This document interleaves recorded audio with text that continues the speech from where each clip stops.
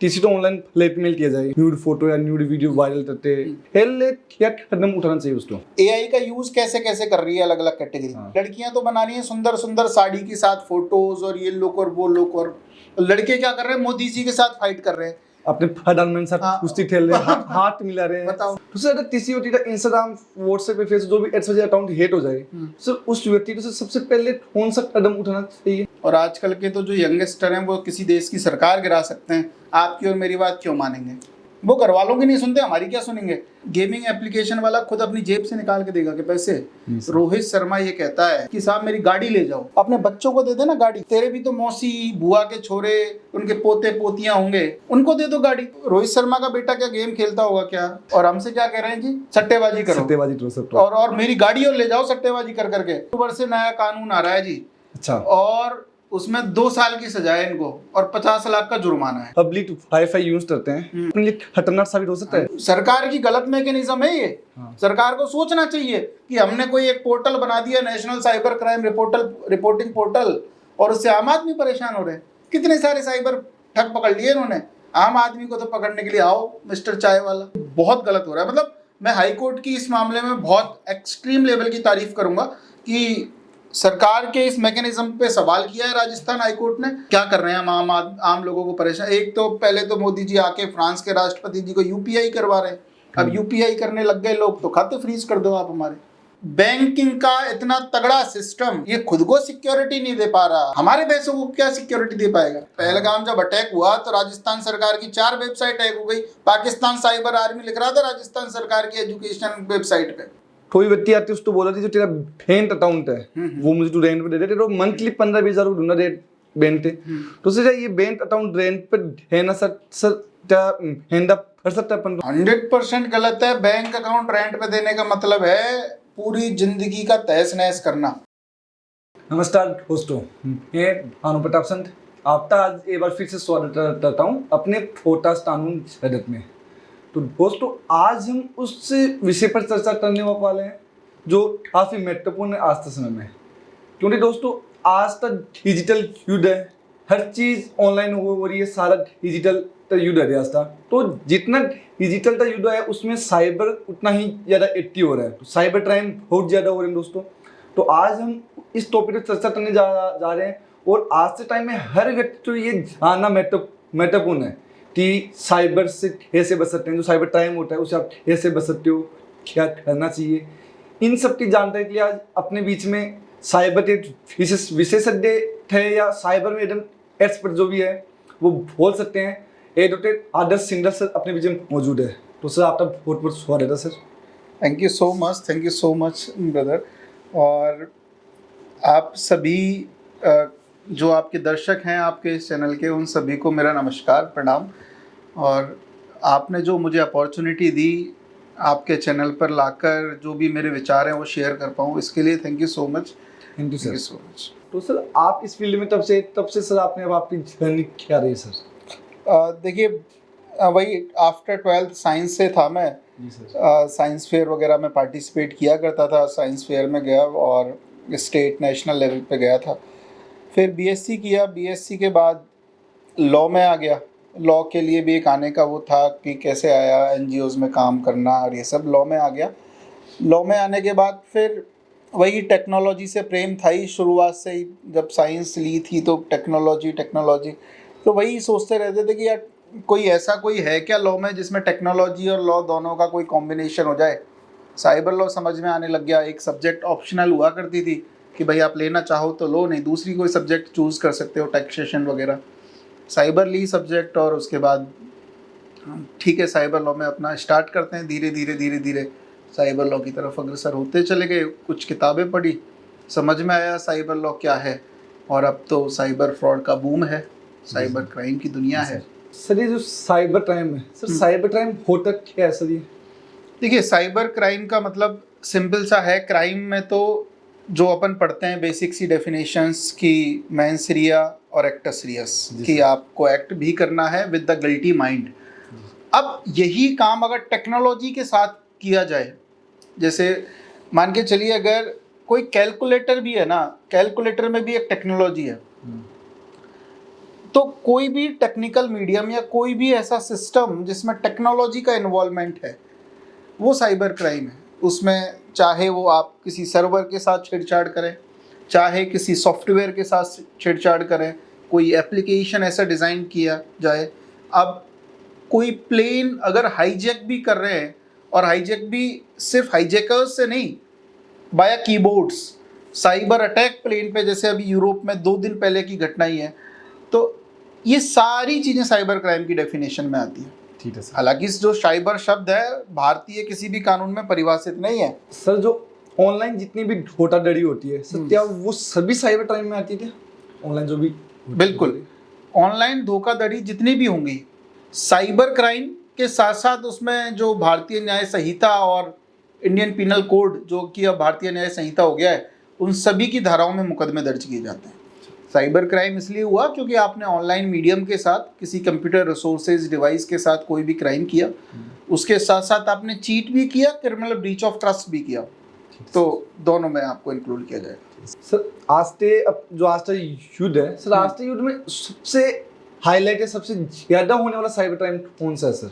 सबसे ज़्यादा देखिए, पहले तो चलता था कि OTP स्कैम से इन लोगों ने स्टार्ट किया। OLX फ्रॉड के बारे में आपने सुना होगा, OTP स्कैम, फिर लिंक पर क्लिक करवाने लगे। आर्टिफिशियल इंटेलिजेंस के ज़माने में अपन जीते हैं, तो आर्टिफिशियल इंटेलिजेंस के ही फ्रॉड हैं सारे लगभग। AI जनरेटेड आपकी वीडियोस बनाई जाती हैं, AI जनरेटेड आपकी पिक्चर्स बनाई जाती हैं, लोगों को भेजी जाती हैं, न्यूड पिक्चर्स क्रिएट की जाती हैं और उसके द्वारा आपको ब्लैकमेल किया जाता है। एक ये हो गया। एक USDT के नाम पर फ्रॉड हो गया, क्रिप्टो ट्रेडिंग के नाम पे फ्रॉड होते हैं। इसके साथ साथ डिजिटल अरेस्ट, जो मोदी जी ने भी जाके कहा, मोदी जी ने भी मन की बात में एक बार कहा कि भाई साहब चोर गुंडे मवाली जब लोगों को अरेस्ट करने लग जाएं तो उसको डिजिटल अरेस्ट कह दिया गया। इस तरीके के साइबर क्राइम है जो अभी ट्रेंड में है, जो आम आदमी के साथ होते हैं। सर USDT है क्या?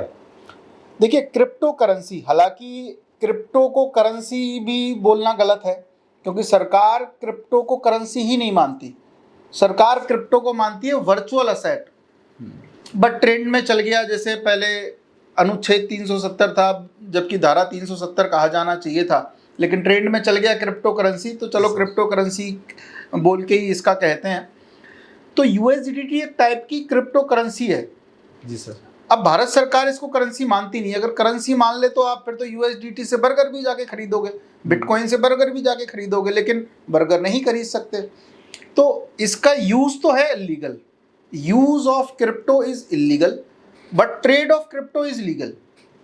ट्रेड कर सकते हो।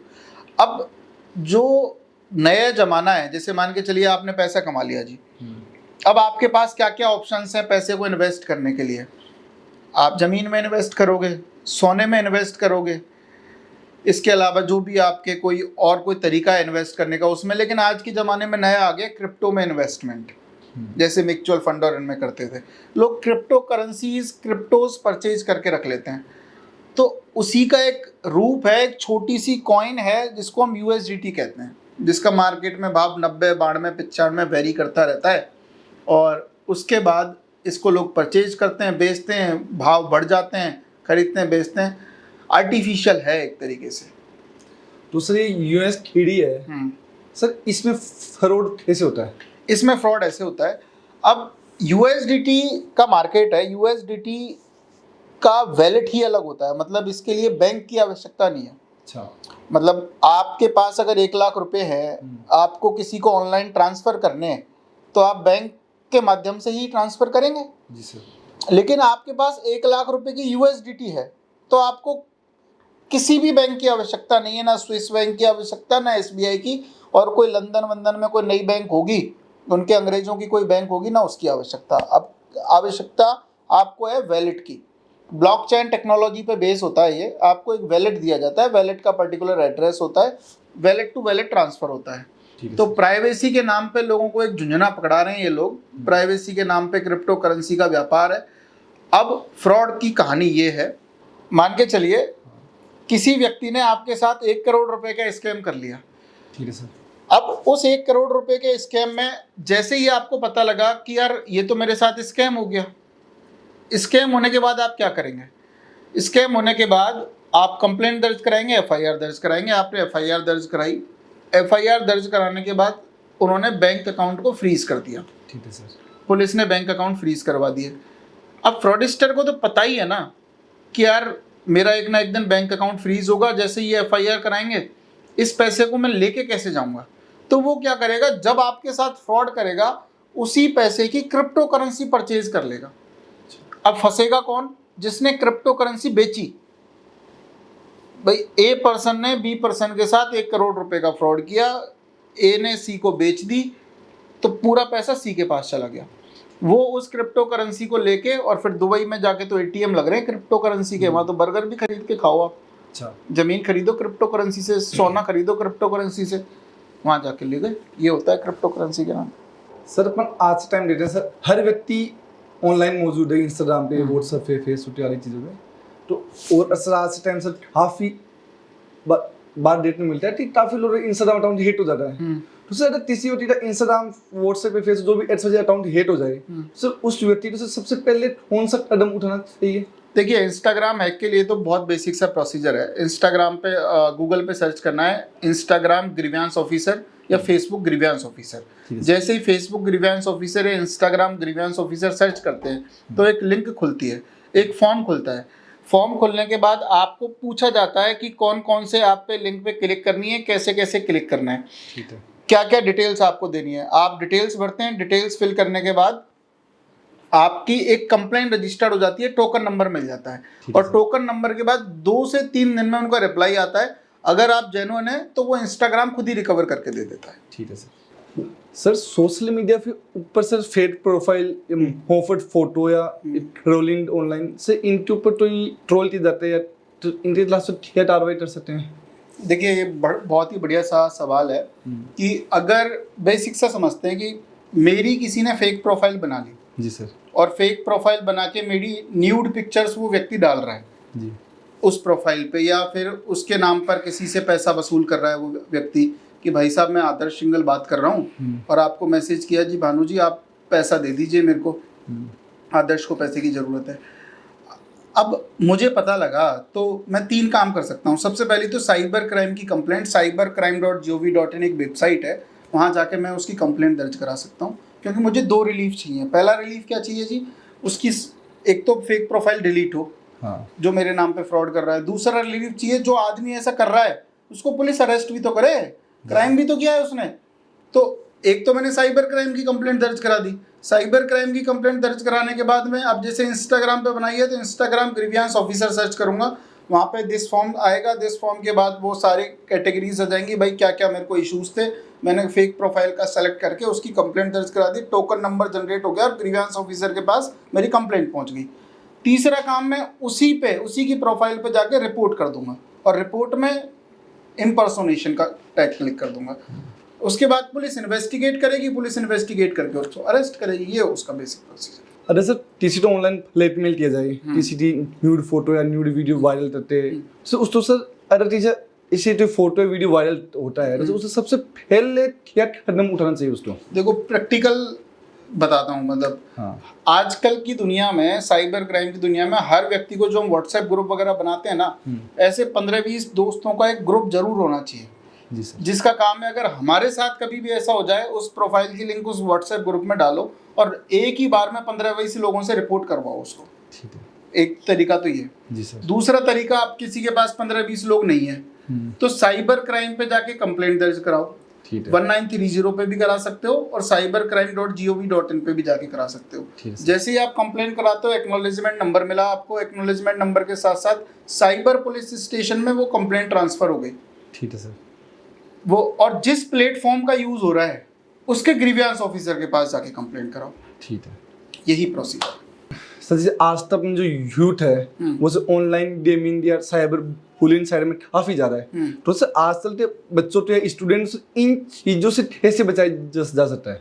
देखो, बचने का तरीका तो वो खुद के पास खुद ही है, और आजकल के तो जो यंगस्टर हैं वो किसी देश की सरकार गिरा सकते हैं, आपकी और मेरी बात क्यों मानेंगे? जी सर। पहली बात तो उनके मन की माई लाइफ माई रूल्स वाली थ्योरी है उनकी, और अपने तरीके से काम करते हैं वो। बात यह है कि उनको हम ये बता सकते हैं फैक्ट और आंकड़े, जिससे वो खुद डिसीजन लें खुद का। वो घर वालों की नहीं सुनते, हमारी क्या सुनेंगे। सही है। फैक्ट ये है 60,000 करोड़ की इंडस्ट्री है ये गेमिंग वाला जो सीन था। और जो भी छोटे लालच के चक्कर में गेमिंग करता है, गेमिंग करी कि भाई 5,000 मिल जाएंगे, 10,000 मिल जाएंगे। अब आप सोचो, गेमिंग एप्लीकेशन वाला खुद अपनी जेब से निकाल के देगा कि पैसे। रोहित शर्मा ये कहता है कि साहब मेरी गाड़ी ले जाओ, अपने बच्चों को दे देना गाड़ी, तेरे भी तो मौसी बुआ के छोरे उनके पोते पोतियां होंगे, उनको दे दो गाड़ी, उनको जितवाओ गाड़ी। अपने बच्चे, रोहित शर्मा का बेटा क्या गेम खेलता होगा क्या? उनके बेटे तो दूध पीते होंगे, ब्लैक वाटर और प्रोटीन शेक, और वो पीते होंगे, खुद भी वही करते होंगे जी सर। और हमसे क्या कह रहे हैं जी, सट्टेबाजी करो, सट्टेबाजी करो सब। और मेरी गाड़ी और ले जाओ सट्टेबाजी कर करके। बताओ, सरकार ने इसीलिए ईडी के दफ्तर बुला रही है सरकार। अच्छा। रोहित, वो राणा दग्गुबती हो गया, सुरेश रैना का आपने सुना होगा, और बहुत सारे, सबको ईडी का बुलावा आ रहा है, सब आ जाओ। तो इसलिए इन चीज़ों को समझें कि जो फिल्म स्टार, जो एक्टर, क्रिकेटर आपको ये कह रहा है कि सब सट्टेबाजी करो, सबको पुलिस बुला रही है, उनका तो जाब्ता तय होना ही है, वो तो सब भूल जाएंगे प्रमोशन करना गेमिंग फेमिंग का।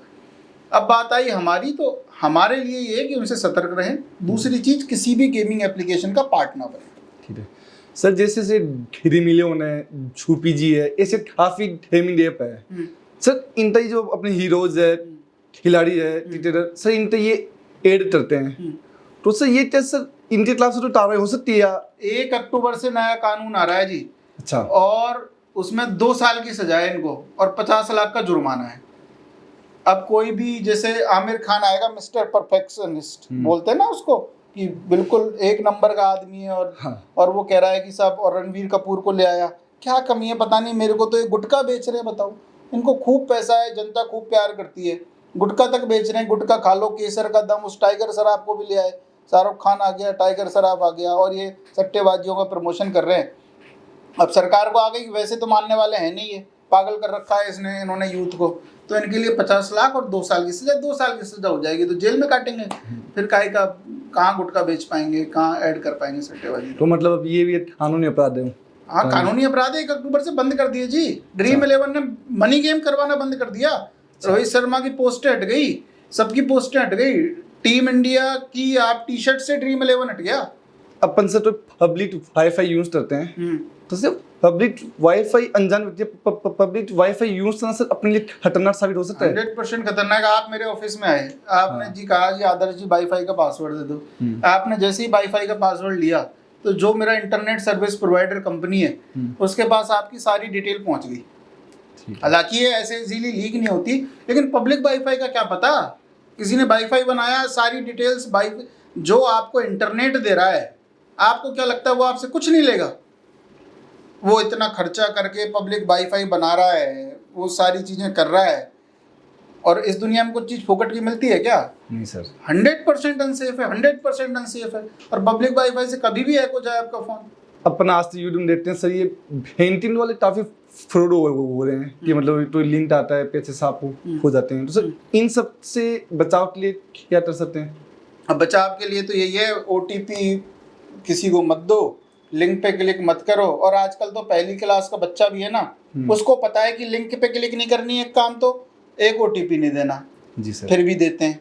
अपन तो वो बात करते हैं, जो हो गया वो हो गया, होने के बाद क्या करें। वकीलों के पास तो आदमी तभी आता है, ऐसे तो है नहीं लिंक पे क्लिक कर रहा है और पूछने आ रहा है वकील साहब कर लूँ क्या? वकील साहब हो गया, खेल खत्म। अब बताओ आप, तो होने के बाद की क्या कहानी है? हाँ सर, ये मानो सर मेरे पास तो लिंक आया फोन में, गलती सर मैंने उस लिंक पे क्लिक कर दिया, और सर क्लिक करते सर मेरा बैंक अकाउंट सारा खाली हो जाता है। हाँ, अब होता कैसे है वो मैकेनिज्म पे बात कर लें। हाँ सर। कि भाई अब आप ही सोच के देखो, मैंने आपको लिंक भेजी, आपने लिंक पे क्लिक किया, मैंने ऐसा क्या टेक्निक अपनाई कि उस लिंक से फ्रॉड हो गया, खाता खाली हो गया, इसके बारे में सोचते ही नहीं हम। जी सर। होता क्या है, ओसेंट है, आप खुद भी बना सकते हो, जो भी हमारे व्यूअर्स देख रहे हैं वो खुद आप सर्च करके देखें, ओपन सोर्स इंटेलिजेंस करके ओसेंट है, वहाँ पे सब तरीके की है, और भी बहुत सारे एप्लीकेशंस हैं। लिंक एक्चुअल में जो दिखाई जा रही है आपको, मैं आपको लिंक भेजूंगा यूट्यूब की, आपको यूट्यूब वीडियो ओपन होगी, लेकिन बैक एंड पे उसी लिंक में एक APK फाइल भी छुपाई हुई थी। अच्छा। और वो APK फाइल डाउनलोड हो गई। APK फाइल जैसी डाउनलोड हो गई, स्क्रीन रिकॉर्डिंग आपकी चालू हो गई। स्क्रीन रिकॉर्डिंग चालू होते ही आप जो भी एक्टिविटी करेंगे वो हमें पता है। अगर आपके मोबाइल फ़ोन में कोई भी, क्योंकि डेटा वेटा सब ले लेता है वो एपीके फाइल, अगर आपके फ़ोन में कोई भी इंटरनेट बैंकिंग के related ID password notes folder में, आपको नोट्स फोल्डर में जनरली कॉपी करके रख देते हैं वो है, या फिर किसी ने शॉप पे जाके कोई पेमेंट किया, स्क्रीन रिकॉर्डिंग चालू है, ओटीपी कोड वगैरह सब पता लग गया उसका, और बैंक अकाउंट खाली। वो एपीके इम्पोर्टेंट है। जो भी एप्लीकेशन आपसे अलाउ करवा रहे हैं उनकी मजबूरी है ये करवाना, क्योंकि सरकार उनको बंद कर देगी, सरकार उनको बंद कर देगी, उनकी मजबूरी है ये करवाना। लेकिन जो एप्लीकेशन ये करवा ही नहीं रहे वो तो खुद ही फेक हैं, तो उनको अलाउ की भी आवश्यकता नहीं है। ये है। और सर जैसे सर उस लिंक पे क्लिक किया, मेरा अकाउंट खाली हो गया, सारे पैसे ट्रांसफर हो गए, तो सर क्या वो सब जो पैसे ट्रांसफर हो रहे उसमें मेरी कोई गलती नहीं थी सर, वो पैसे क्या वापस आ सकते हैं? बिल्कुल आ सकते हैं। कैसे सर? अब सबसे पहले तो देखो, सरकार खूब, पहले तो अब तो बंद कर दी, पहले सरकार ने खूब चलाई थी 1930 पे कॉल करो, 1930 पे कॉल करो, तो 1930 पे ही कॉल करना है आपको। जी ठीक है। 1930 पे कॉल करके ये कहना है कि साहब ऐसे ऐसे मेरे साथ फ्रॉड हो गया। अब 1930 वाले फोन ना उठाए तो एक वेबसाइट वही cybercrime.gov.in एक ही है अपने पास। अच्छा हाँ, ये तो ये मान लो जैसे हम ABCD याद करते हैं ना, हाँ। ऐसे इस वेबसाइट का नाम याद कर लो जी, cybercrime.gov.in। ठीक है सर। उस पे जाके कंप्लेंट दर्ज कराओ। 3 कैटेगरी है, woman related fraud, social media related fraud, और तीसरा फाइनेंशियल फ्रॉड। फाइनेंशियल फ्रॉड की कैटेगरी में गए, फाइनेंशियल फ्रॉड की हमने कंप्लेंट दर्ज कराई। अब एग्जांपल, आपके और मेरे साथ जो हमारे भैया कैमरे का और पॉडकास्ट का मैनेज कर रहे हैं, इन्होंने हमारे साथ फ्रॉड कर लिया जी, ठीक है ना। तो इन्होंने हमारे साथ फ्रॉड कर लिया, 50,000 आपके ले लिए और 50,000 मेरे ले लिए। हम दोनों ने कंप्लेंट दर्ज कराई, इनके खाते में पैसा फ्रीज हो जाएगा 1 लाख। अब बात आई, इन्होंने किसी को ट्रांसफर कर दिया तो उसके खाते में हो जाएगा, उसने किसी को ट्रांसफर कर दिया उसके खाते में हो जाएगा। हर transaction, every transaction has the UTR number. उस UTR नंबर के बेस पे खाता फ्रीज होता जाता है, और उसके बाद कोर्ट में एक एप्लीकेशन लगानी पड़ती है सुपुर्दगी की, जिसको 457 451 CRPC की थी, 497/503 BNNS में आ जाती है। उसकी एप्लीकेशन लगा के जज साहब ऑर्डर करते हैं कि साहब भानु जी का और आदर्श जी का पैसा था और इनका चुरा लिया गया, इनको पैसा वापस करवा दो, और जिसने फ्रॉड किया उनको सजा होती है। ठीक है सर। सर अगर जैसे सर है सर, मेरे फ़ोन पे से आप तो पैसे ट्रांसफर कर रहा हूँ, और सर गलती से आप तो ट्रांसफर नहीं होते, किसी इंसान तो ट्रांसफर हो जाते हैं सर, बाई चांस, सर वो पैसा वापस लेने के लिए सर मैं एक तो बैंक में एप्लीकेशन दो। ठीक है। बैंक में एप्लीकेशन देके उस आदमी की आपको डिटेल मिल जाएगी जिसके अकाउंट में वो पैसा गया है। ठीक है। या तो बैंक अपनी इंटरनल इंक्वायरी करके उसको ब्लॉक कर देगी, नहीं है तो उसकी डिटेल ले लो, उससे राजी पूछ लो, भाई साहब गलती से ट्रांसफर हो गए, हाथ जोड़ देते हैं, माफी मांग लेते हैं, गलती हो गई हमसे, हमारा पैसा हमें वापस कर दो। मान जाता है तो ठीक है, नहीं मानता है, उसके मन में लालच आ जाता है कि भगवान ने आशीर्वाद दिया है, चोरी कर लेता हूँ।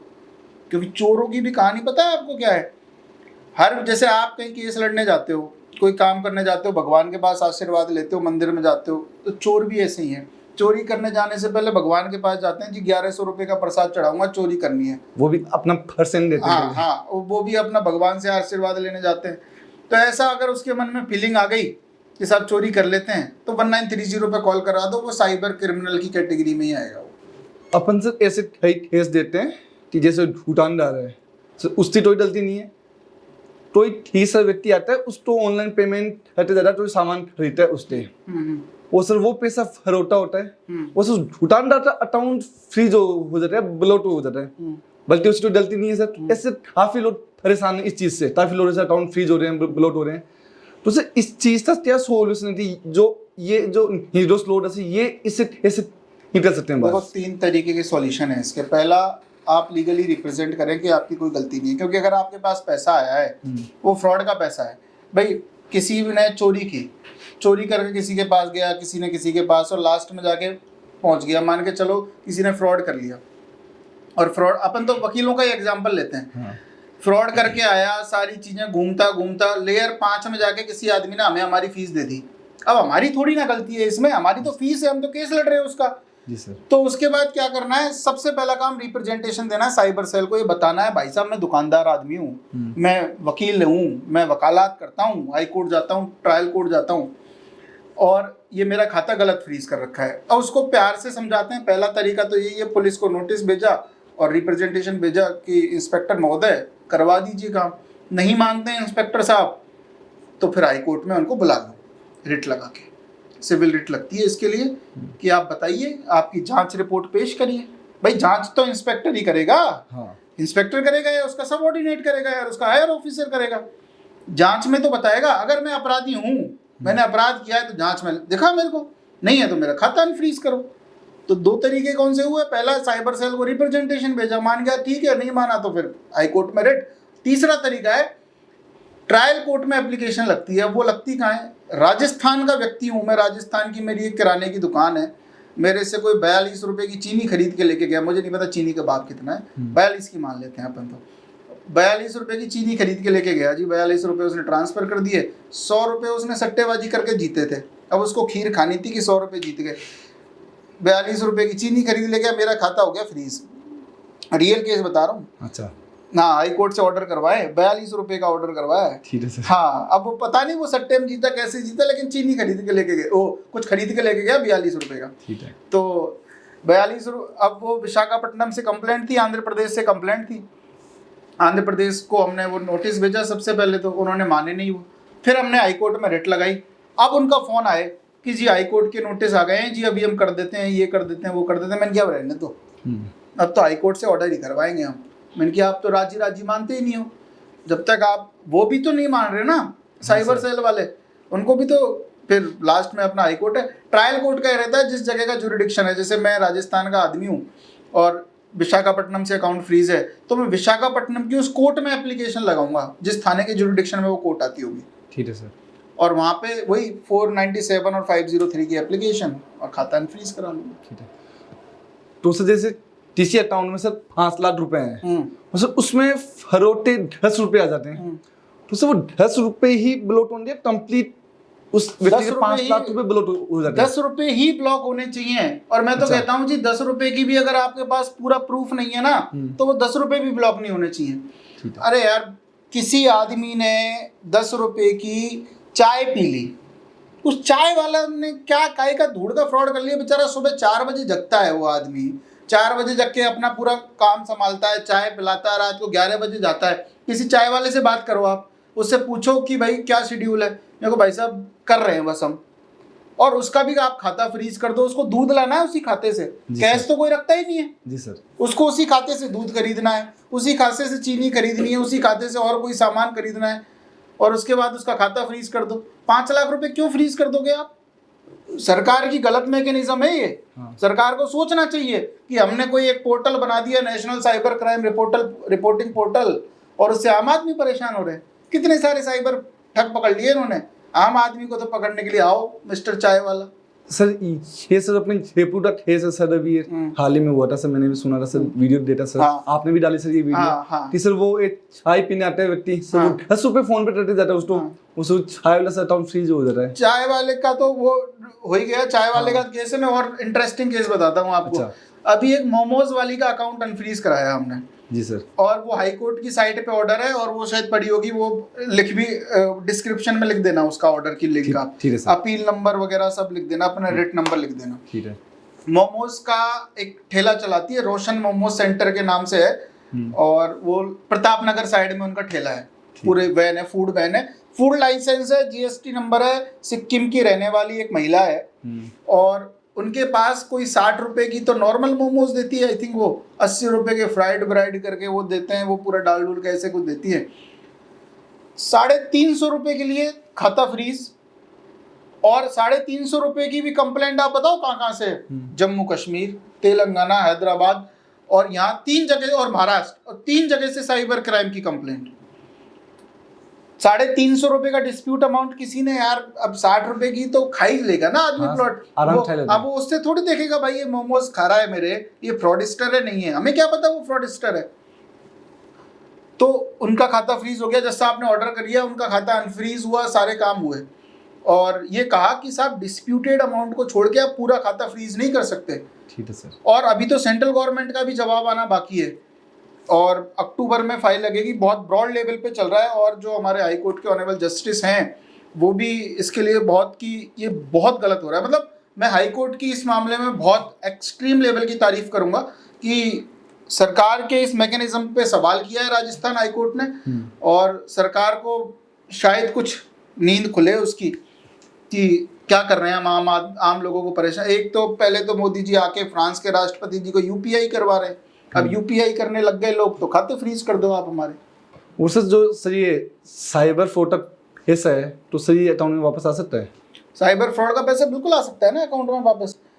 जैसे आपके वही तो है कि आपके साथ कोई फ्रॉड हुआ और आपको रिकवर करना है वो पैसा, तो वही 497/503 की एप्लीकेशन। सर तो ये सर एक अनजान क्यूआर कोड है, क्या उससे भी अपना अकाउंट खाली हो सकता है? 100% हो सकता है। कोई व्यक्ति आए वो बोले मेरे पास 100 रुपए कैश ले लो, मुझे ऑनलाइन चाहिए, 100 रुपए ऑनलाइन डाल दो, उससे सर क्या अपना अकाउंट खाली हो सकता है कंप्लीट? कैसे सर? उससे आपका स्कैनर कोड है, ठीक है, अब आपको भी नहीं पता कि आपका स्कैनर कोड है, वो आपने अपनी शॉप में एक स्कैनर कोड लगा रखा है, साइबर फ्रॉडस्टर आया उसने स्कैनर कोड अपना चिपका गया वो, ठीक है।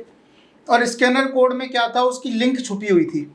जैसे ही मैं उसको स्कैन करूंगा उसके पास मेरा पूरा डेटा चला जाएगा, मेरा फोन ही हैक, कंप्लीट फोन डेटा अपना। हाँ, उस स्कैनर कोड में ही उसने लिंक छुपा रखी है कि एक बार इस वेबसाइट पे घुस जाए आदमी और घुसने के बाद पूरा फोन है। और हम सोचते हैं कि भाई क्या हो गया। रिमोट एक्सेस ट्रोजन नाम का एक वायरस आजकल चल रहा है, एम्स पे काफी सारे लोगों के साथ हुआ, हमारे पास भी बहुत सारे केसेस आ रहे हैं ऐसे, रैट जिसको बोलते हैं। इसमें क्या होता है, एक बार वो एपी के फाइल वो वायरस आपके फोन में घुस गया, आप फॉर्मेट भी कर दो ना उसको तो भी नहीं निकलता। तो इस तक तो सॉल्यूशन तो होगा इससे बचने का। रैट निकलवाने के लिए वो साइबर एक्सपर्ट भी हैं। दूसरी चीज, सबसे पहले बैंक अकाउंट से अपना नंबर चेंज करवाओ। ठीक है सर। बैंक अकाउंट क्लोज मत करवाओ, नंबर ही चेंज करवा लो। और सॉल्यूशन ये कि साहब जिस बैंक खाते में आपका मोबाइल नंबर है जो आपका परमानेंट है, मान के चलिए 5 लाख रुपए की सेविंग है आपकी, उससे ना फोन पे बनाओ ना पेटीएम बनाओ।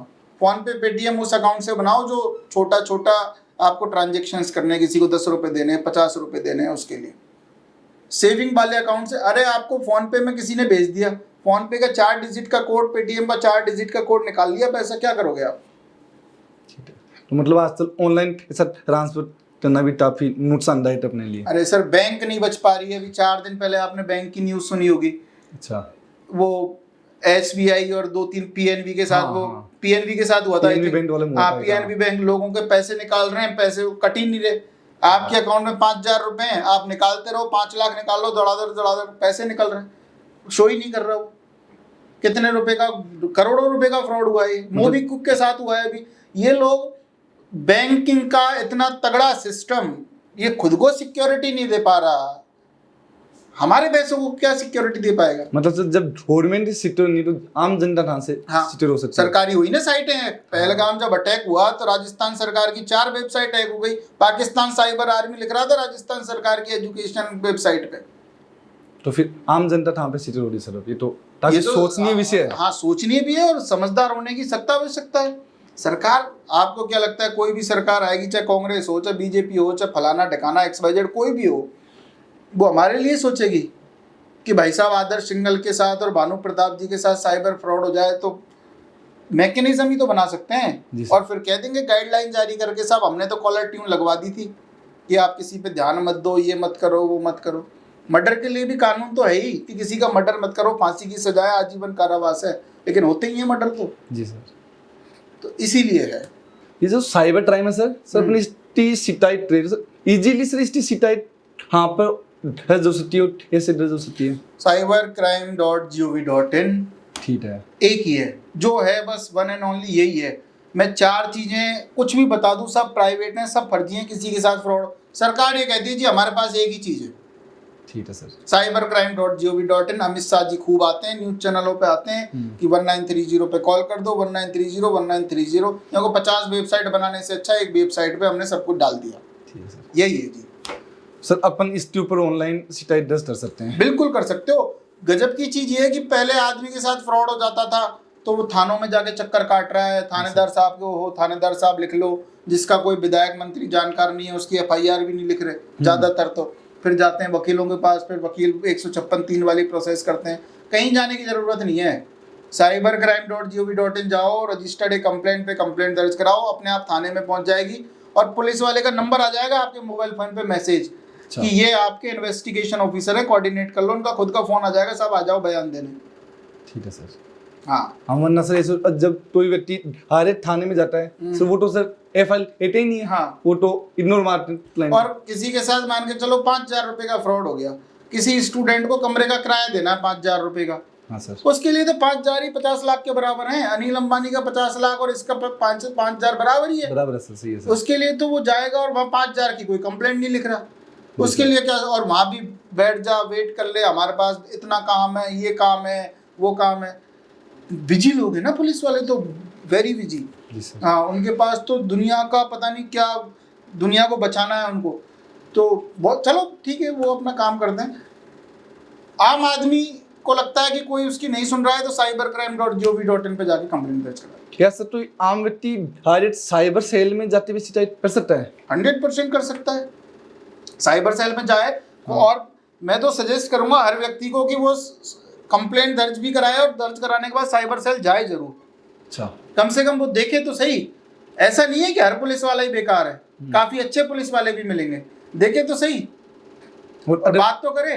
और अगर से वो साइबर सेल जाता है तो उसकी वहाँ पे हेल्प नहीं होती है तो सर कैसे उन साइबर सेल और आलोटी अपन उनकी भी शिकायत कर सकते हैं? आप बिल्कुल कर सकते हैं, डिपार्टमेंटल इंक्वायरी का प्रोविजन होता है, राजस्थान पुलिस एक्ट है, उसमें है कि भाई पुलिस वाला अगर शिकायत लेने से मना करे तो उसके विरोध में क्या कार्रवाई हो सकती है, एसपी को जा सकते हो, और ज्यादा वो है तो आजकल तो ट्विटर का जमाना है। हाँ सर, लेकिन अपन तो सही सलाह दे रहे हैं, लेकिन बच्चे शैतानी और करते हैं इस चीज को लेके। डीजीपी को ट्वीट करो ना, जहाँ की पुलिस है वहाँ के ट्विटर हैंडल को ट्वीट करो ना, आपका फटाफट होगा काम। ये सर जो अपने साइबर केसेज हैं इनमें से सबूत के तौर पर स्क्रीनशॉट ये रिकॉर्डिंग वगैरह ये चल सकती है? 100% चल सकती है, बट विद हैज वैल्यू।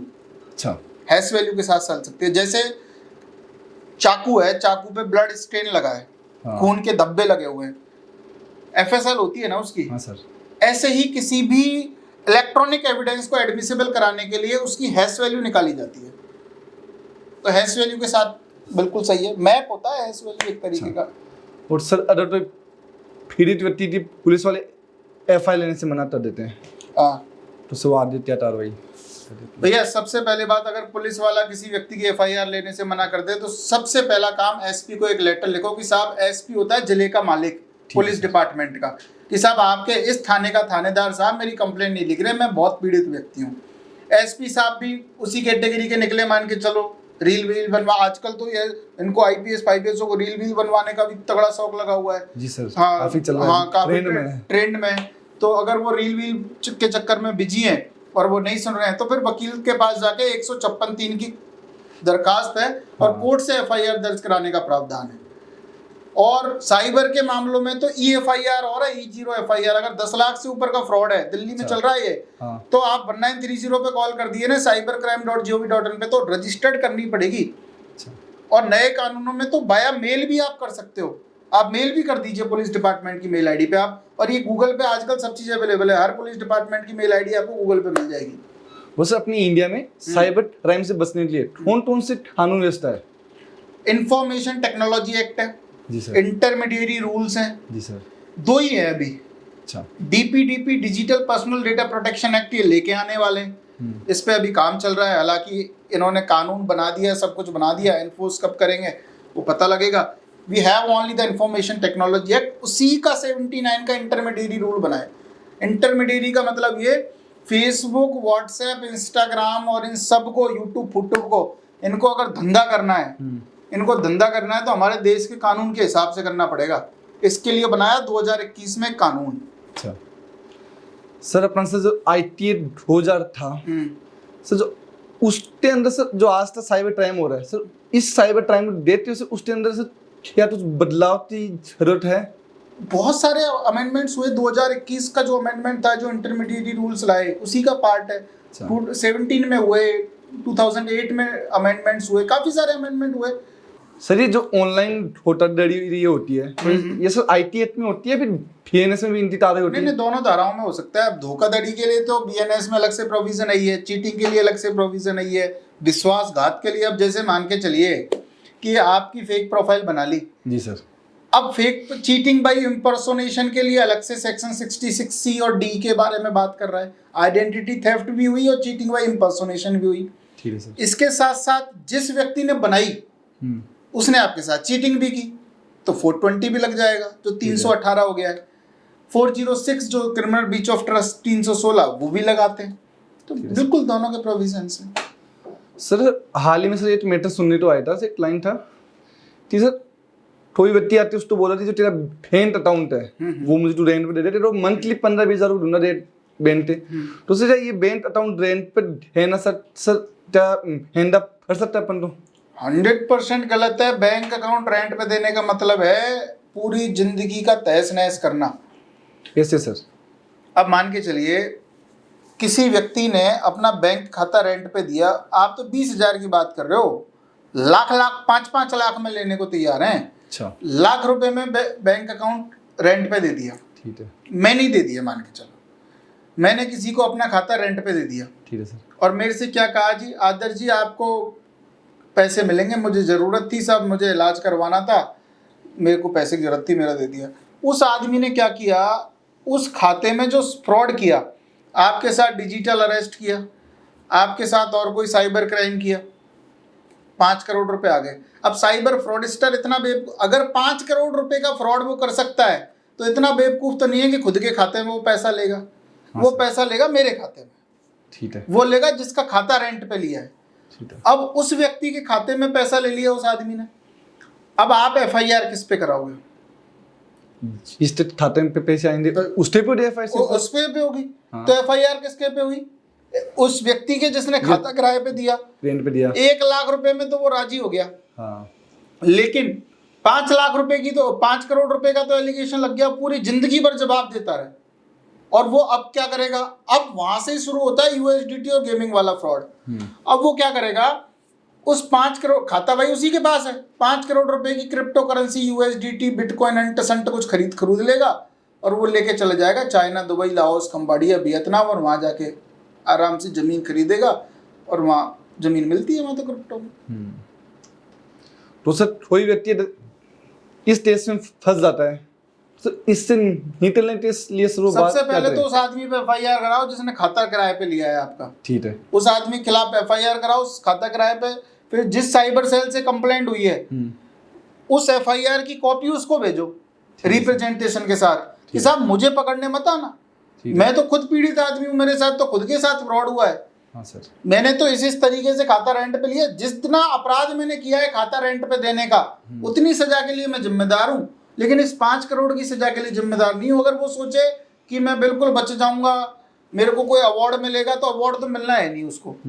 थोड़ी बहुत दिक्कतें तो उसको आएंगी, लेकिन उतनी दिक्कतें नहीं आएंगी जितनी फ्रॉड के लिए आ सकती थी, डिजिटल अरेस्ट के लिए आ सकती थी, ऑर्गेनाइज क्राइम के लिए आ सकती थी।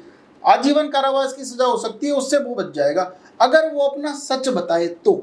ठीक है सर। लेकिन उसमें भी अगर शाणपत कर दे कि मैं तो ये है, मेरे साथ तो कुछ नहीं हुआ जी, मैं तो हरिश्चंद्र हूँ, मैं तो दुनिया का सबसे अच्छा आदमी हूँ, तो फिर पुलिस आएगी, बैठाएगी और फिर पूरा भारत भ्रमण होता है उसकी, बहुत सारी जेलों में जाके आते हैं।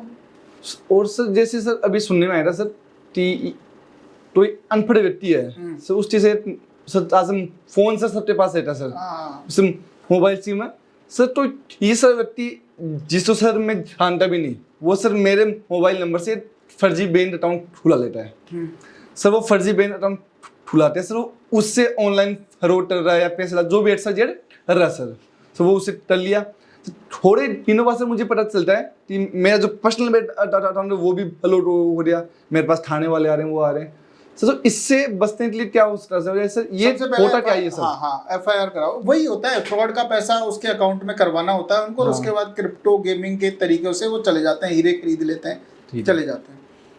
मान के चलो किसी ने 5 करोड़ का फ्रॉड करके किसी आदमी के अकाउंट में डलवा दिया वो पैसा, और उसके बाद उसने कोई ज्वेलरी शॉप पर जाके ज्वेलरी खरीद ली, वो तो निकल गया ना, उसकी ज्वेलरी खरीद के।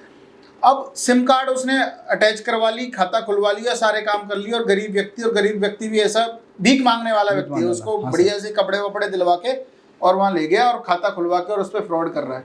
हाँ तो पुलिस को भी पता है कि इसके खाते में करोड़ों रुपए तो आ नहीं सकते। जी सर।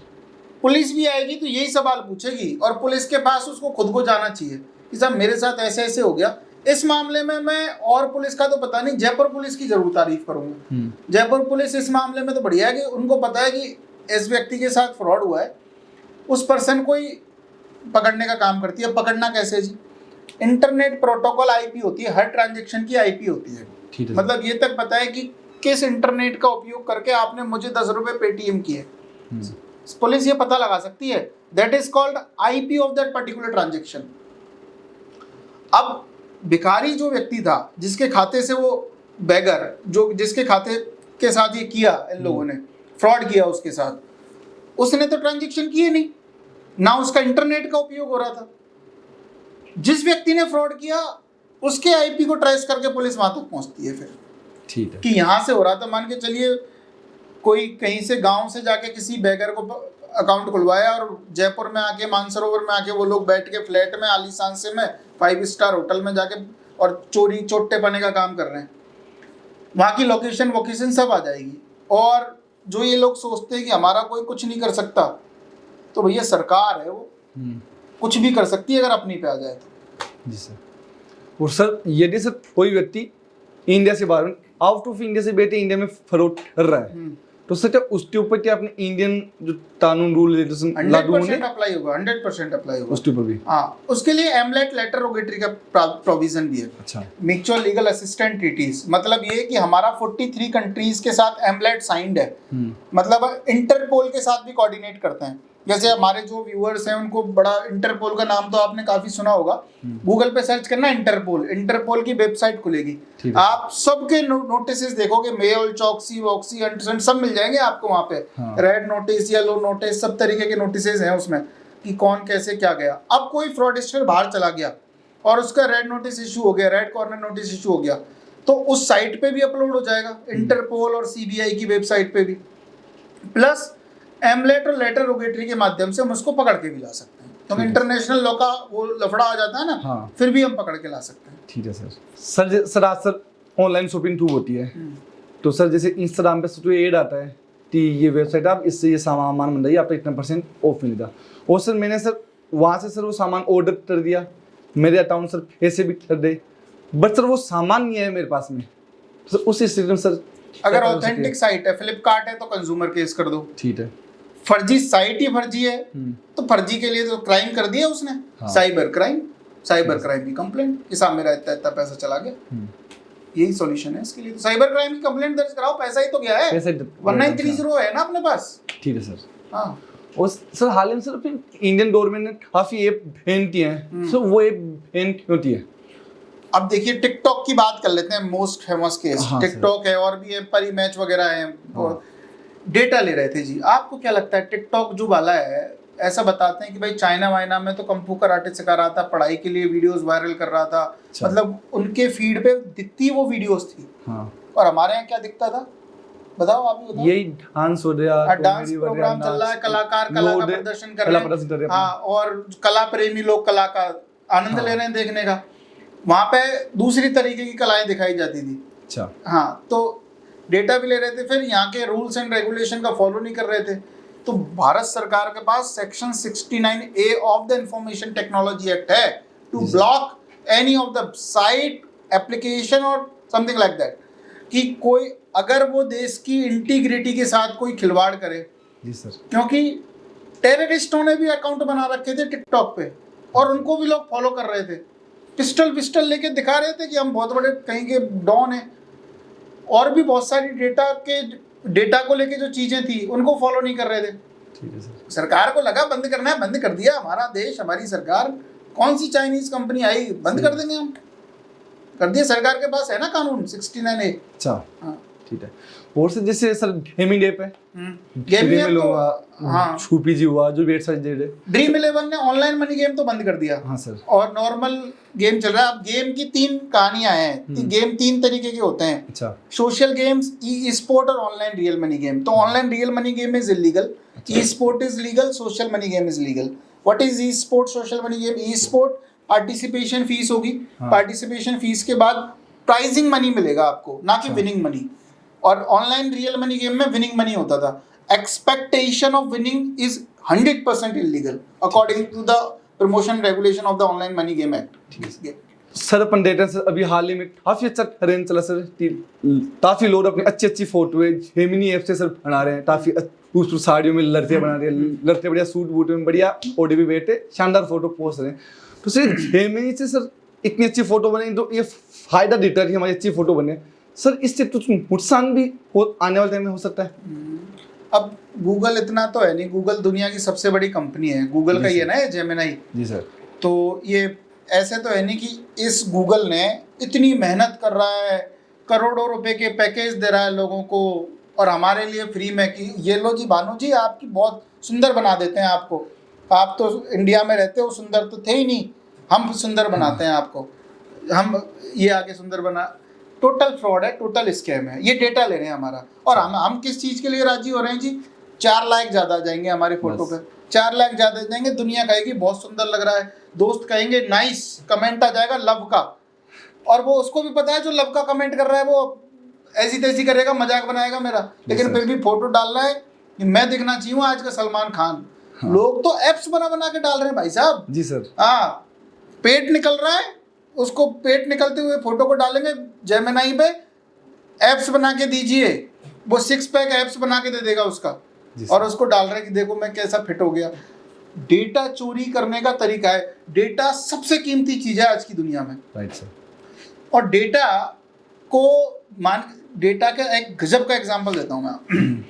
एक मेरा कजिन है, उसने एक ऐसा एप्लीकेशन बनाया कि वो लिंक भेजता है। जैसे आप गाड़ी देख रहे हो, कोई गाड़ी आपने सर्च की, सुजुकी की एस क्रॉस सर्च की, ऐसे उसने पता लगा लिया कि इतने लोग सर्च कर रहे हैं, डेटा उसको मिल जाता है सारा ऑनलाइन से।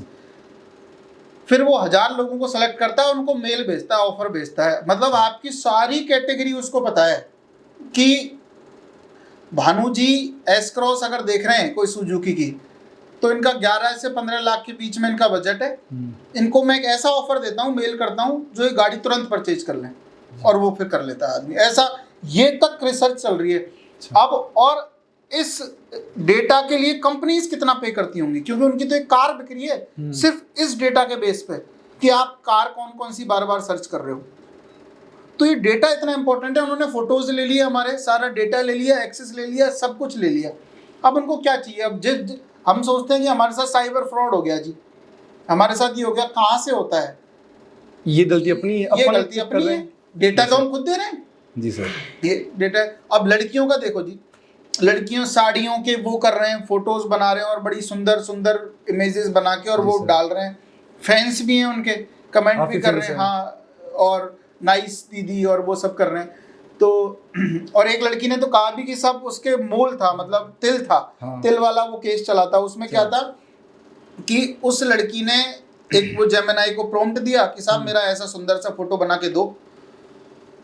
उसने मोल, मतलब उसका जो अंदर का तिल था उसने कवर्ड था वो उसका हाथ, लेकिन साड़ी में जब फोटो बना के दिया तो तिल आ गया उसके हाथ पे, और एक्चुअल में वो तिल था। तो उसने पूछा भाई जेमिनी को कैसे पता लग गया कि मेरे हाथ में तिल है? तो जेमिनी ने क्या किया, उसके और भी जो भी फोटोज थे उनमें देखा और उनमें पता लगा कि इसके हाथ पे तिल है, तो वो उन फोटोज से लेके और तिल लगा दिया। तो सर जैसे जेमिनी से काफी सुंदर सुंदर कपड़े चेंज कर रहा है, साड़ी पहना रहा है, सूट बूट पहना रहा है, बढ़िया। तो सर इससे सर कोई लड़का लड़की से सर न्यूड फोटो बनाने से ब्लैकमेल कर सकता है? बिल्कुल कर सकता है सर, बिल्कुल कर सकता है, और बनाते ही हैं आजकल तो। एआई से कैसे भी फोटोज आप बना लो, और न्यूड फोटोज बना लो, न्यूड वीडियोस बना लो, कुछ भी कर लो, और एआई से ब्लैकमेल हो रहे हैं लोग। और जिस भी लड़के या लड़की की फोटो कोई डाली जाती है, आपको भी पता है, मुझे भी पता है, वो एआई जनरेटेड है। जी सर। लेकिन उसका तो मेंटल हरेसमेंट हो गया ना। हाँ सर। क्यों? क्योंकि उसने डेटा दे दिया। तो यही है कि जो यंगस्टर्स हैं एआई का काम अच्छी चीजों के लिए करें तो ज्यादा बेटर है। जैसे ब्रह्मास्त्र है, हाँ। ब्रह्मास्त्र रावण के हाथ में लग गया तो विनाश कर देगा वो, प्रभु श्री राम के हाथ में लग गया तो उद्धार कर देंगे। डाटा दे रहा। तो ये ब्रह्मास्त्र है, ये आर्टिफिशियल इंटेलिजेंस। जी सर। यूज कैसे करते हो ये डिपेंड करता है। और आप ये देखो कि इंटेलिजेंसी की वैल्यू क्या हो गई। इंटेलिजेंसी जो बुद्धिमत्ता है वो आर्टिफिशियल हो सकती है, जी सर। लेकिन हिम्मत आर्टिफिशियल नहीं हो सकती। आपका धैर्य, पेशेंस आर्टिफिशियल नहीं हो सकता। तो जो भी लोग ये यूज कर रहे हैं, अगर आपके साथ हो भी जाए तो जो इंटेलिजेंस तो आर्टिफिशियल हो गई, लेकिन पेशेंस, हिम्मत, धैर्य, इन सब चीज़ों को रख के और इसको तब जाके आप काम करें, इसको तब जाके काम में लें। और लोग कहते हैं भाई एआई जॉब वॉब खाएगा, ये करेगा। रूल पता है एआई नहीं करेगा, रूल वो लोग करेंगे जिसको एआई का सही यूज करना आता है। रूल वो करेगा इस दुनिया में। हाँ, वो उसका यूज सही से अपने साथ कंट्रोल दे रहा वो। बिल्कुल। अब लड़के लड़की में भी एक तो मीम्स भी देखा था मैंने कि एआई का यूज कैसे कैसे कर रही है अलग अलग कैटेगरी। हाँ। लड़के तो बना रहे हैं, लड़कियां तो बना रही हैं सुंदर सुंदर साड़ी के साथ फोटोज और ये लुक और वो लुक, और लड़के क्या कर रहे हैं, मोदी जी के साथ फाइट कर रहे हैं, अपने प्रधानमंत्री साथ हाँ। कुश्ती खेल रहे हैं, हाथ मिला रहे हैं बताओ। साथ में। हाँ, पहले तो हाथ मिला रहे थे। हाँ। पहले तो प्रधानमंत्री के साथ, जैसे ये गेमिंग एक्ट लेके आए प्रधानमंत्री जी के साथ कुश्ती कर रहे हैं। देश का भैया प्रधानमंत्री है वो, और यहाँ लात घूंसे चला रहे हैं उनके साथ। वो गाड़ी में से उतरते हैं, प्रधानमंत्री जी के साथ लात घूंसे शुरू। पहले उनकी वो एआई से वो बना देते थे गर्लफ्रेंड, वो गर्लफ्रेंड साथ में छोड़ रहे हैं। हाँ, वो क्या कि भाई इटली की जो प्राइम मिनिस्टर है, अरे भाई हाँ, इंटरनेशनल उनको साथ रिलेशन में है, ऐसे तो जाना ही पड़ता है। उन्होंने उनको पता नहीं किस अलग ही एंगल से कर दिया, कपल के रूप में दिखा रहे हैं सामने। हाँ। और एक तो वो ट्रम्प है, एक वीडियो देखी थी, वो कोई कुत्ता था, तो कुत्ते के मुंह पे ट्रम्प का फोटो लगा रखा था, तो एक आदमी उसको वो वैसे चला रहा था, तो ट्रम्प के मजे ले रहे हैं। मतलब एआई का से गलत उपयोग हो रहा है इंडिया में, तो अपने सर लोड एकदम फ्री है। हाँ, तो फुल इंटरेस्टिंग। हाँ, और फुल मजे ले रहे हैं। फुल मजे ले रहे हैं साहब। आप सोचो, ट्रम्प को कुत्ता बना के चला रहे हैं वो।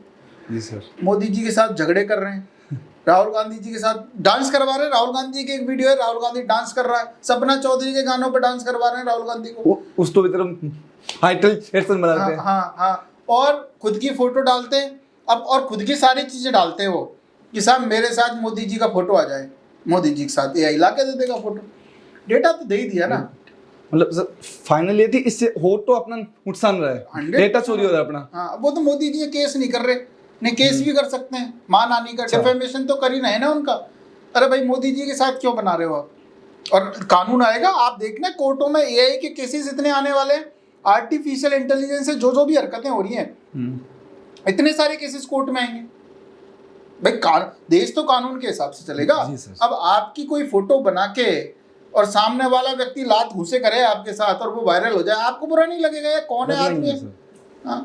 जो यूज कर रहा है, बना रहा है, उसके ऊपर हाँ ना टेस्ट भी हो सकता है। बिल्कुल हो सकता है भाई। मेरी फोटो क्यों यूज कर रहे हो आप एआई में? जी सर।